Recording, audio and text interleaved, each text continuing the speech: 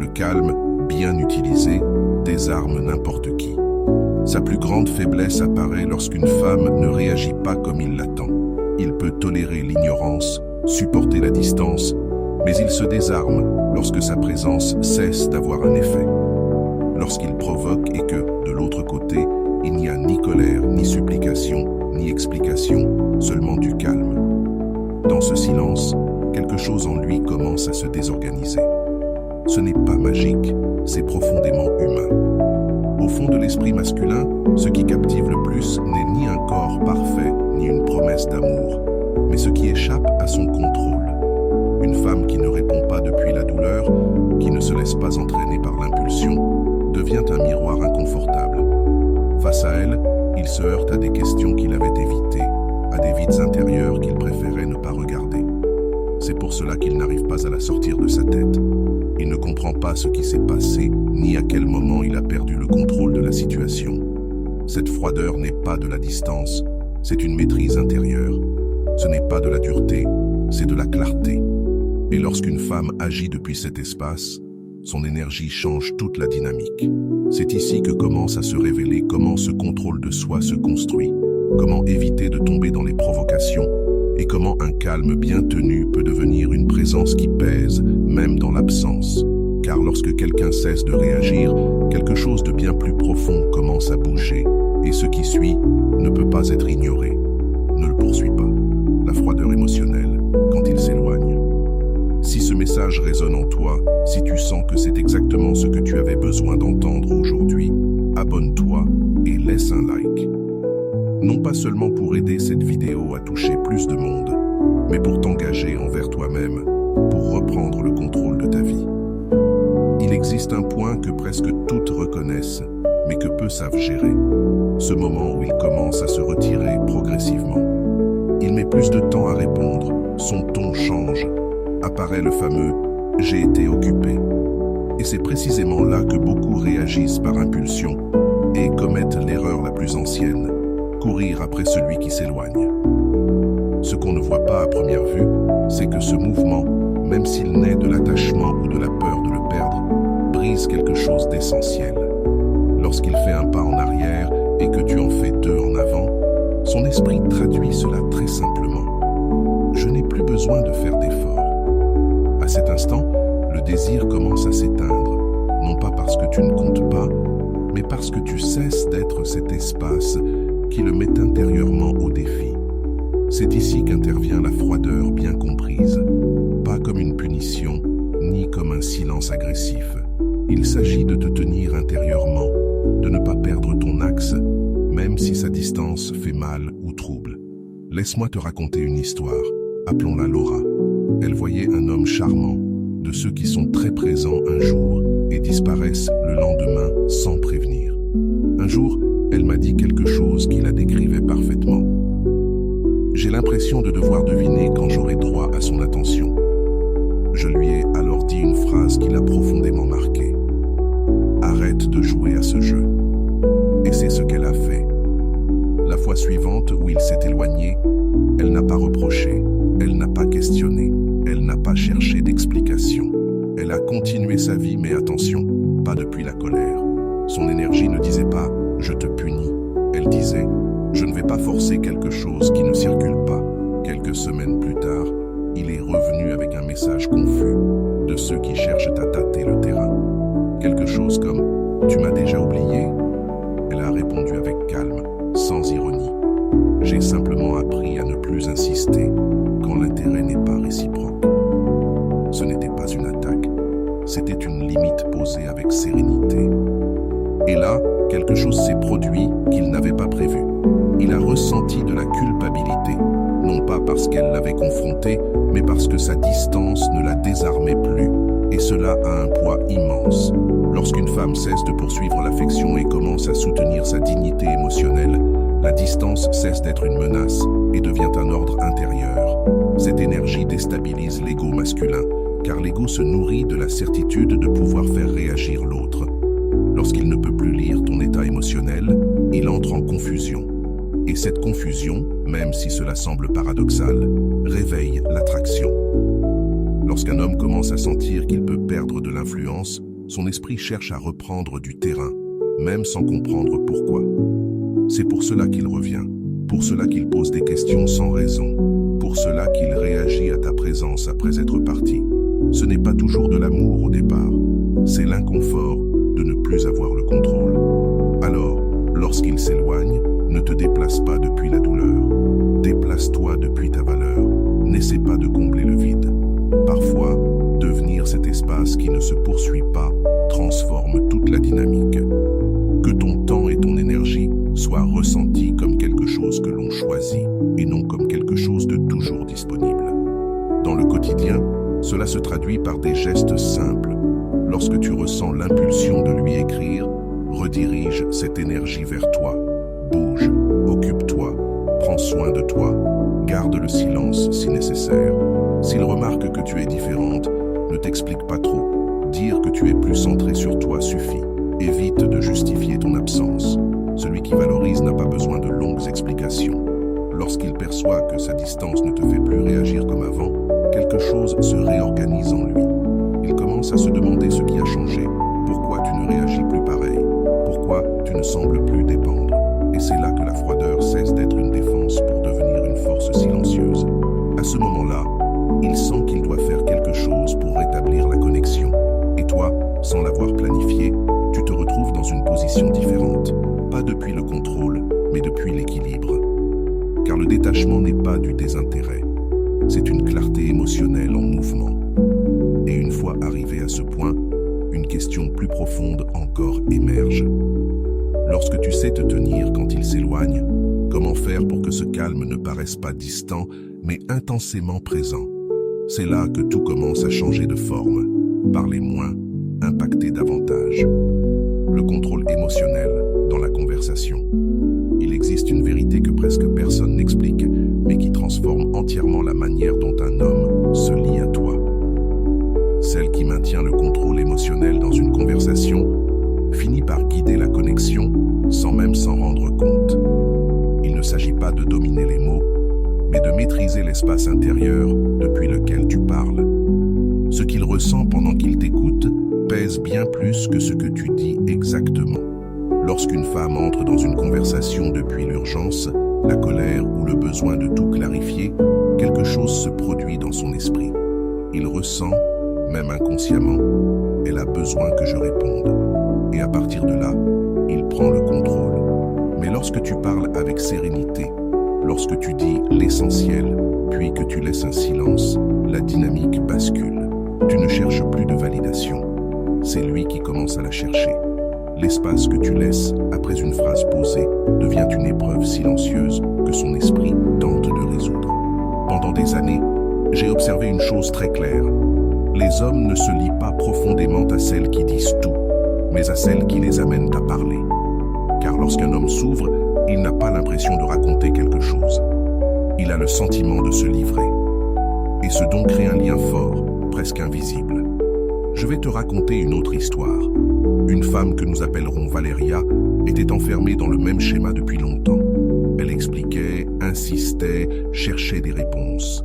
Lui répondait peu, esquivait, se fermait derrière des phrases courtes. Jusqu'au jour où elle a décidé de changer la forme, pas le fond. Au lieu de dire « je me sens ignorée, je ne sais plus si je compte pour toi », elle a parlé lentement, avec calme. Dernièrement, je te sens plus silencieux. Je ne sais pas si quelque chose te traverse ou si tu préfères simplement rester ainsi. Il n'y avait ni reproche ni accusation, seulement une invitation. Cela l'a désarmé. Pour la première fois depuis longtemps, il a parlé sans se justifier. Il s'est ouvert non pas parce qu'on le pressait, mais parce qu'il s'est senti vu sans être attaqué. C'est là que quelque chose de différent a commencé. Voilà ce qu'est la maîtrise émotionnelle dans une conversation. Ce n'est pas de la manipulation, mais la compréhension du fonctionnement de son monde intérieur.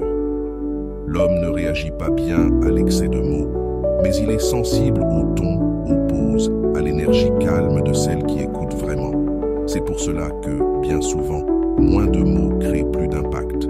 La présence pèse plus que n'importe quel discours. Il existe une clé simple pour les moments délicats. Garde 3 choses en toi.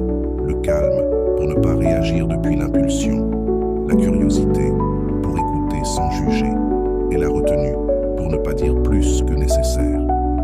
Lorsqu'il perçoit cela, il baisse sa garde.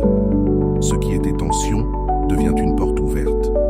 Parce qu'il ne sent pas que tu l'analyses, il sent que tu le comprends. Et il y a quelque chose qui fonctionne presque toujours, le silence. Quand il termine de parler, ne réponds pas tout de suite. Attends quelques secondes. Cette petite pause crée une légère gêne à l'intérieur de lui. Son esprit cherche à la combler et il se remet à parler. Et plus il parle, plus il révèle ce qu'il pense réellement. Ce n'est rien de mystique. Un vieux penseur disait que les mots ne sont que la surface de ce que nous ressentons. Quand tu amènes un homme à parler, ce qui apparaît, ce ne sont pas seulement des phrases, mais des peurs, des doutes, des contradictions. Et bien souvent, il ne se rend même pas compte de tout ce qu'il montre. Mais attention, il ne s'agit pas de gagner la conversation. Le véritable pouvoir est dans la capacité à la guider avec douceur. Ne pas dire « tu t'éloignes toujours quand les choses se compliquent », mais plutôt « j'ai remarqué que lorsque quelque chose t'inconforte, tu préfères prendre de la distance », puis lui demander ce qui se passe en lui dans ces moments-là. Cette manière de faire n'accuse pas, elle invite, et l'invitation ouvre. Quand une femme sait poser des questions sans confronter, elle devient une présence difficile à oublier. Il sent qu'avec toi, il peut se montrer sans masque. Cette sensation s'associe au calme, à la profondeur, à la confiance. C'est cela, la froideur émotionnelle bien utilisée. Ce n'est pas du désintérêt, c'est de la lucidité. C'est savoir quand parler et quand permettre qu'il s'écoute lui-même. Parce que lorsqu'un homme s'entend parler avec toi, il commence à sentir qu'il a besoin de toi pour se comprendre. Et à ce moment-là, quelque chose change. Mais il y a une couche encore plus profonde. Quand il commence à s'ouvrir, son ego, tôt ou tard, va tenter de te tester. Il va changer de ton, prendre un peu de distance, devenir ambigu. Et c'est précisément à cet instant que beaucoup de femmes perdent l'équilibre parce qu'elles ne savent pas maintenir leur calme lorsque la dynamique bouge. Le problème n'est pas de ressentir, mais de ne pas savoir soutenir ce que tu ressens sans t'y perdre. C'est là que beaucoup se confondent et franchissent une ligne invisible. Elles pensent être fortes, alors qu'en réalité, elles s'éteignent. Et sans s'en rendre compte, elles perdent ce qui attirait au départ, cette étincelle qui ne se force pas. Un homme perçoit ton état émotionnel avant même que tu ouvres la bouche. Il le sent dans ton regard, dans ta façon de répondre, dans la rapidité ou non de tes réactions. Lorsqu'il perçoit que tes émotions débordent et qu'il peut les influencer facilement, quelque chose en lui se détend trop et l'intérêt se refroidit. Mais s'il ne parvient à rien lire, il ressent un mur et ne connecte pas non plus. Alors la question clé apparaît. Comment ressentir sans se déborder? Comment se montrer sans se donner entièrement? La réponse se trouve dans le juste milieu. Montrer ce que tu ressens, mais avec calme. Ne pas réagir à tout. Choisir quand parler et quand simplement laisser passer. Ce n'est pas de la froideur, c'est de la présence. Un penseur disait autrefois que lorsque tu ne gouvernes pas tes émotions, ce sont elles qui finissent par te gouverner. Et cela se voit. Une femme qui réagit constamment devient prévisible, même pour elle-même. Mais quand elle apprend à contenir sans étouffer ce qu'elle ressent, quelque chose change. Son énergie devient difficile à lire. Et cela inquiète, parce qu'il perçoit de l'émotion, mais aussi de la sérénité. Il voit de la sensibilité, mais pas de chaos. Cette combinaison déstabilise. Je vais te raconter une histoire. Appelons-la Lucia. Cela lui arrivait souvent. Elle était intense, authentique, et dès que quelque chose la dérangeait, elle ressentait le besoin immédiat de tout dire, de tout clarifier, de s'expliquer. Son partenaire, au début, semblait l'écouter. Avec le temps, il a commencé à l'anticiper. Il savait que le moindre commentaire déclencherait une réaction, une longue discussion, une charge émotionnelle constante. Jusqu'au jour où, sans cesser d'être elle-même, quelque chose a changé. Face à une phrase qui auparavant l'aurait enflammée, elle a respiré. Elle ne s'est pas justifiée, elle n'a pas attaqué, elle n'a pas expliqué. Elle l'a regardé, a esquissé un léger sourire et a continué ce qu'elle faisait. Ce n'était pas de la froideur, c'était du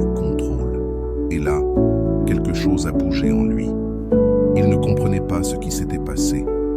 Il a commencé à la chercher davantage, à lui demander si tout allait bien, à mesurer ses paroles. Son esprit essayait de comprendre pourquoi il ne pouvait plus appuyer sur le même bouton qu'avant. Parce que lorsque tu n'arrives plus à provoquer une réaction, tu te retrouves face à quelque chose que tu ne peux pas contrôler.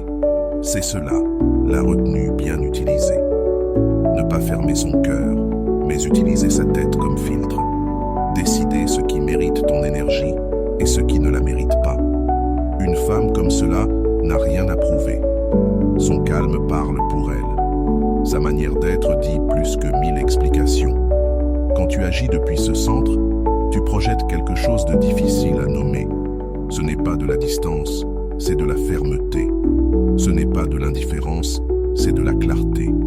Et quand quelqu'un n'arrive pas à comprendre complètement ce qu'il ressent face à toi, il commence à penser à toi davantage, à t'observer mieux, à te traiter différemment, parce qu'il pressent que derrière cette sérénité se cache quelque chose de profond qu'il ne comprend pas encore. Ce n'est pas de la froideur, c'est savoir te soutenir sans t'éteindre. La froideur, sans une once d'ouverture, ressemble à un mur infranchissable. Mais tout montrer sans mesure donne l'impression d'être à nu. Le véritable impact apparaît quand une femme apprend à se tenir exactement entre ces deux forces, quand elle peut ressentir intensément sans accrocher sa stabilité à qui que ce soit. À ce moment-là, quelque chose d'étrange se produit. Elle cesse d'être prévisible et devient difficile à gérer. Un homme se sent généralement à l'aise dans les extrêmes. Soit il te perçoit distante, soit il te perçoit entièrement donnée, blanc ou noir. Mais lorsque tu n'entres dans aucune de ces cases, lorsque tu montres de l'émotion sans t'y perdre, son esprit se bloque.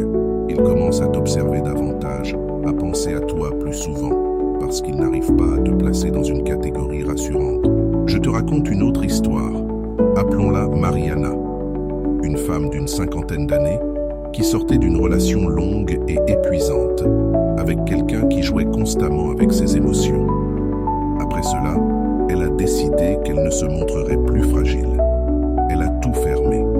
Elle est devenue correcte, polie, mais froide. Rien ne semblait vraiment l'atteindre.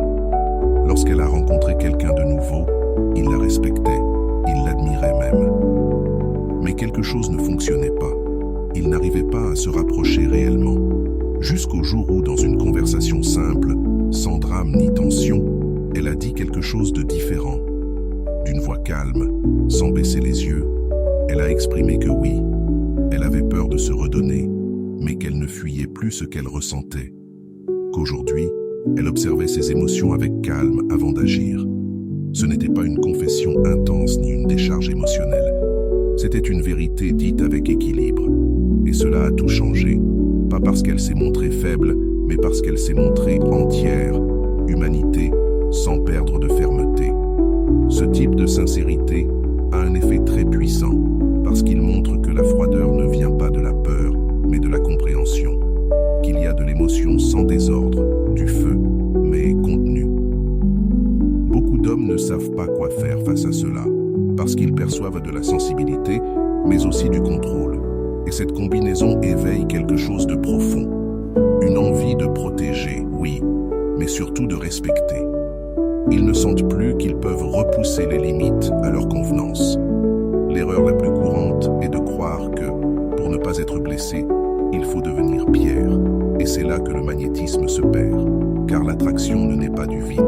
Elle naît du contraste entre ressentir pleinement et choisir consciemment comment l'exprimer. Ne pas taire ce qui fait mal, mais le dire depuis un endroit solide.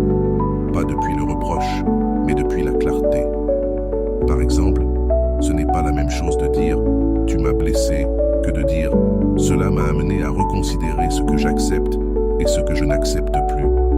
Dans l'un, il y a une plainte, dans l'autre, une position. Cela ne demande rien, n'accuse pas, marque simplement une limite avec calme. Quand une femme parle ainsi, son énergie change. Elle ne cherche plus à être contenue. Elle transmet de la stabilité.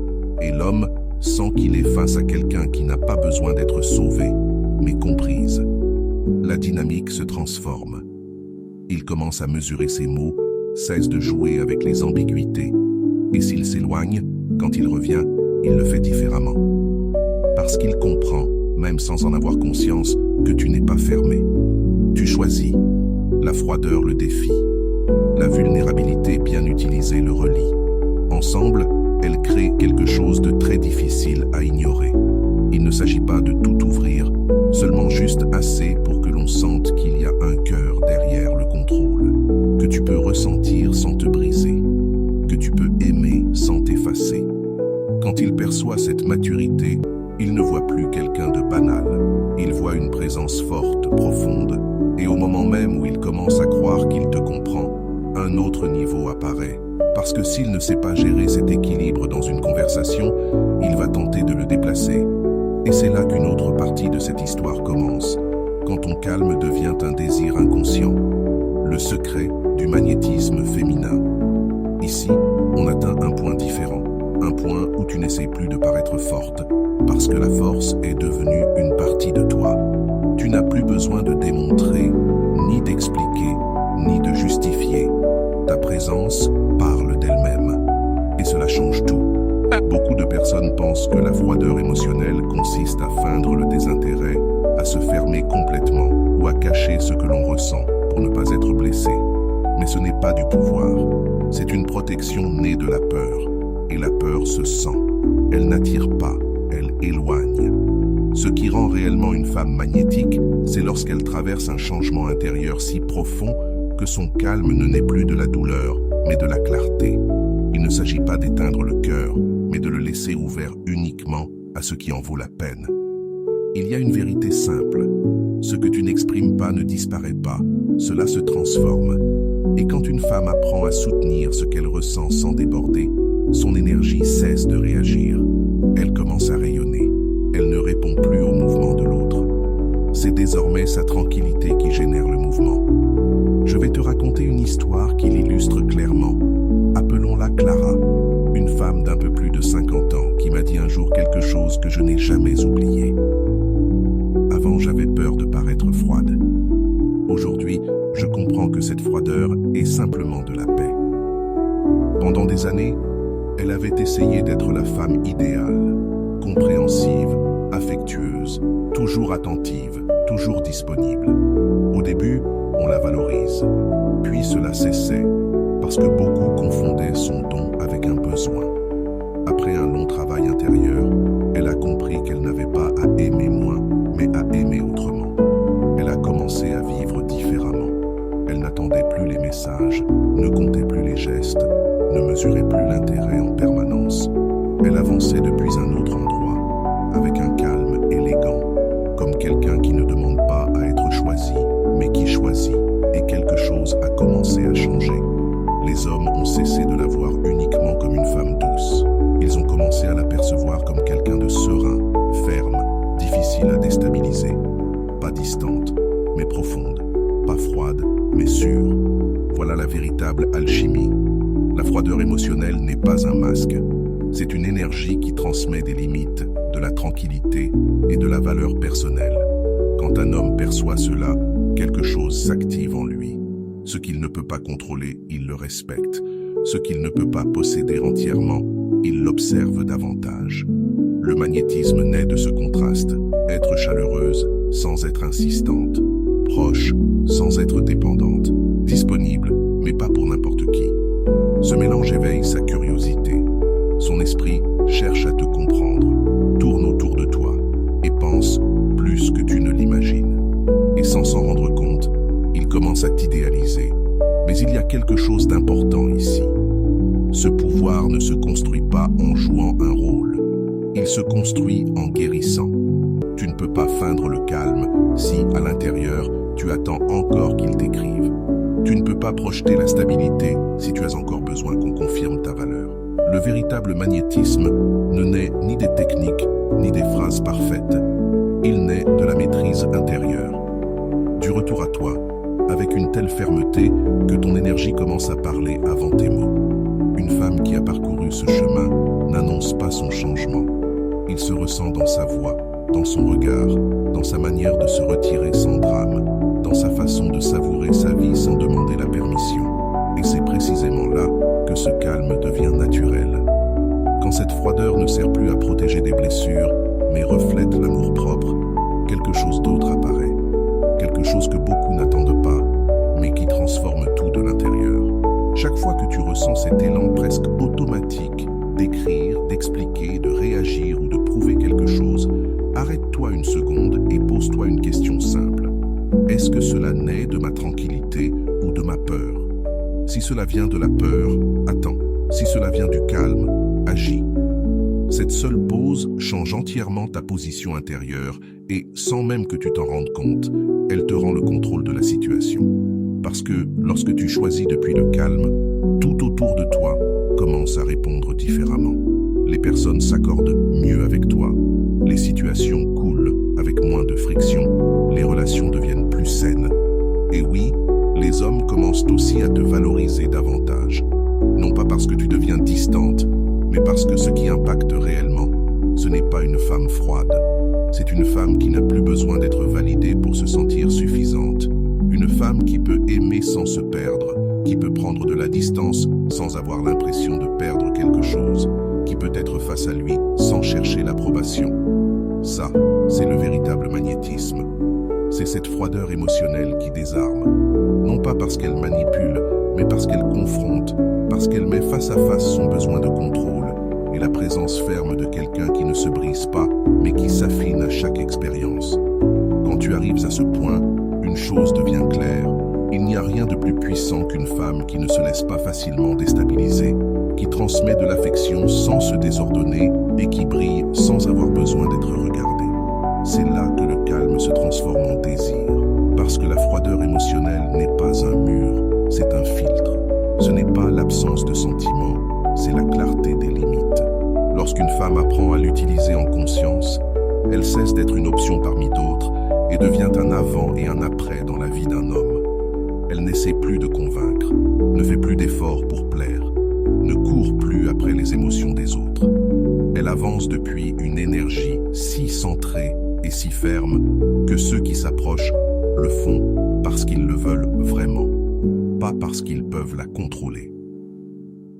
Un ancien penseur disait que ce qui est réprimé trouve toujours le moyen de revenir. Et c'est là que se trouve la clé de ton pouvoir. Quand tu cesses de réprimer ton besoin d'être choisi, ta capacité à choisir naît.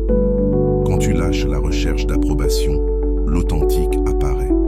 Et lorsque tu choisis ta paix plutôt que la confusion, ta présence devient difficile à résister. La froideur émotionnelle qui impacte n'est pas celle de la glace, mais celle du feu bien maîtrisé. Un feu qui brûle sans se déchaîner, qui ne supplie pas, mais qui éclaire. Quand une femme atteint ce niveau, elle ne craint plus d'être seule, parce qu'elle comprend que sa propre compagnie lui suffit. Lui le perçoit, même s'il ne le dit pas. Il sent qu'il ne peut plus manipuler tes émotions à sa guise, qu'il ne peut plus te provoquer, qu'il ne peut t'avoir que dans le respect. Et ce type de femme ne s'efface pas de la mémoire, parce qu'elle laisse une marque qu'on ne touche pas, mais qu'on se rappelle. Garde-le en tête. Il ne s'agit pas de t'endurcir pour punir, mais de t'affirmer pour te protéger. Il ne s'agit pas de feindre le désintérêt, mais de choisir en conscience où tu poses ton cœur. Quand tu fais cela, ton énergie cesse de poursuivre et commence à attirer. Ta froideur n'est pas un vide, c'est ton pouvoir en pause. Quand cette idée s'ancre en toi, quelque chose change. Tu cesses de réagir et tu commences à agir depuis un niveau bien plus élevé. Un espace où tu n'as plus besoin de jouer pour influencer, parce que ta simple présence le fait déjà. Et c'est là que tout s'aligne. Après tout ce que tu as entendu, une chose est claire. La froideur émotionnelle n'est pas de la dureté, ni une punition, ni un silence vide. C'est une présence. C'est une femme qui se connaît si bien qu'elle ne réagit plus par impulsion, qui ne s'abandonne plus pour être choisie, qui ne négocie plus sa valeur contre de l'attention. Ce type de femme ne poursuit pas, ne supplie pas, n'explique pas trop. Elle avance depuis un lieu si stable que son calme a du poids. Et ce calme transforme les dynamiques, réveille le respect, active le désir et laisse une empreinte durable. Parce que lorsqu'on n'arrive plus à t'altérer, on commence à se remettre en question soi-même. Et c'est là que le véritable changement se produit. Si ce message a touché quelque chose en toi, Si tu as senti qu'il parlait de ton histoire, de tes erreurs, de tes apprentissages ou de la femme que tu es en train de devenir, j'aimerais te lire. Dis-moi en commentaire ce qui a le plus résonné pour toi ou ce que tu commences à faire différemment à partir d'aujourd'hui. Ta parole peut aussi aider une autre femme qui se trouve exactement au même point du chemin. Si ce contenu t'a apporté de la clarté, de la force ou une nouvelle perspective, laisse un like. Ce geste simple permet à ce message d'atteindre d'autres personnes qui en ont besoin maintenant. Abonne-toi à la chaîne si tu veux continuer à approfondir ce cheminement, parce qu'ici, on ne parle ni de jeu ni de masque. On parle de pouvoir intérieur, de relations conscientes et de construire une version de toi qui ne se perd plus pour personne. Et si tu connais quelqu'un qui a besoin d'entendre cela, partage-le. Parfois, une seule idée au bon moment peut changer entièrement une histoire. Reste proche, cela ne s'arrête pas ici. C'est ici que commence l'essentiel.